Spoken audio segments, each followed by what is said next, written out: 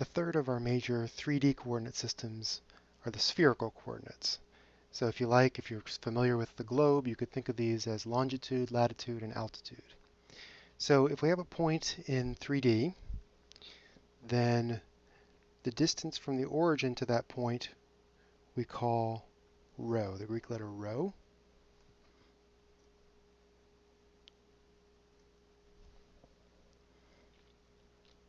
The angle from the positive x-axis we call theta. That's actually the same as it is for polar coordinates. And then the angle from the positive z-axis we call phi.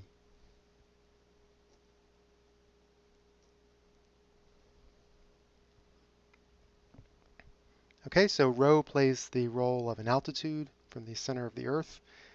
Theta plays the role of a longitude, like east-west on the globe. And phi plays the role of a latitude, except it's measured from the North Pole instead of from the equator like it is on a globe. Okay, the limits on these things, rho needs to be non-negative. Theta, as usual, goes all the way around from 0 to 2 pi. And then phi, well, you can go from straight up to straight down. And if you also go all the way around in theta, that covers everything. So you have phi going between 0 and pi. And whenever we represent an integral in spherical coordinates, the volume element is rho squared sine phi d rho d theta d phi.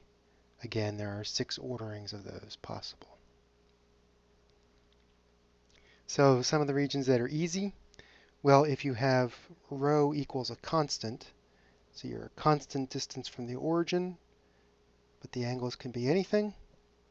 Well, constant distance from the origin is a sphere centered at the origin. So if you want the solid ball, then you would let rho go between 0 and some number b.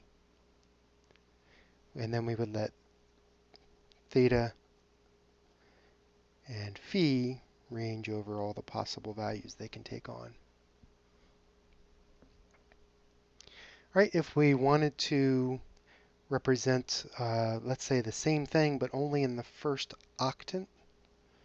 Okay, so it's still the inside of a ball that's been sliced.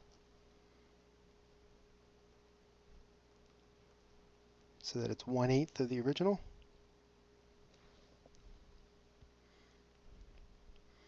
Okay, we would still have rho goes between 0 and b being the radius of the sliced ball. But now theta only goes from here to here, so we only go theta from 0 to pi over 2. And phi only goes from straight up to 90 degrees down, so phi goes between 0 and pi over 2 as well. Or another kind of a region would be a hollow ball. Or let's say we cut a hollow ball in half, and we look at the lower half of it. Okay, so just this section here. Well, now rho doesn't go to 0, that's at the origin. Instead, rho goes between this value and this value. So let's say rho goes between A and B. Now phi goes from 90 degrees, which is the xy plane, all the way down to the South Pole, which is pi. And theta still goes all the way around.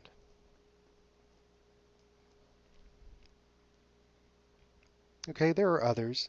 One of the cues for finding these regions is if you have rotational symmetry around the origin.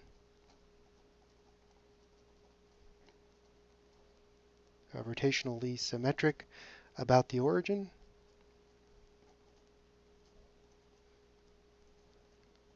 Or if you have x squared plus y squared plus z squared appearing, which is rho squared.